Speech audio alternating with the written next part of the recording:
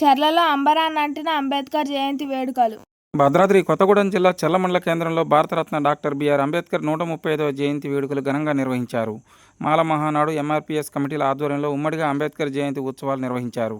ఈ కార్యక్రమానికి ముఖ్య అతిథిగా భద్రాచలం ఎమ్మెల్యే డాక్టర్ తెల్లం వెంకట్రావు పాల్గొని అంబేద్కర్ విగ్రహానికి పూలమాలలు వేసి ఘనంగా నివాళులర్పించారు. ఈ సందర్భంగా ఆయన మాట్లాడుతూ అంబేద్కర్ ఆశయాలను ముందుకు తీసుకెళ్లేందుకు ప్రతి ఒక్కరు కృషి చేయాలని తెలిపారు. ఉత్సవ కమిటీ అధ్యక్షుడు రమణమూర్తి అధ్యక్షతన జరిగిన సమావేశంలో సిపిఎం పార్టీ జిల్లా కార్యదర్శి మచ్చా వెంకటేశ్వర్లు ముఖ్య అతిథిగా హాజరయ్యారు.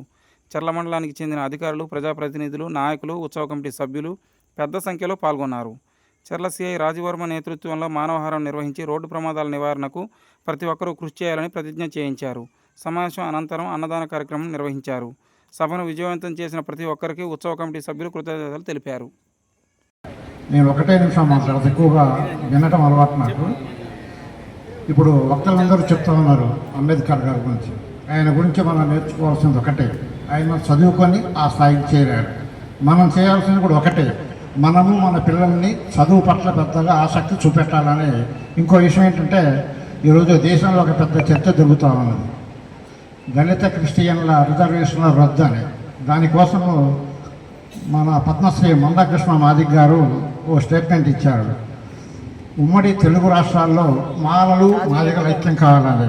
కానీ కాదు, మనము గత 15 సంవత్సరాల నుంచి ఇక్కడ ఐక్యంగా ఉన్నాము అని చెప్పడానికి ఇది ఒక నిదర్శనము.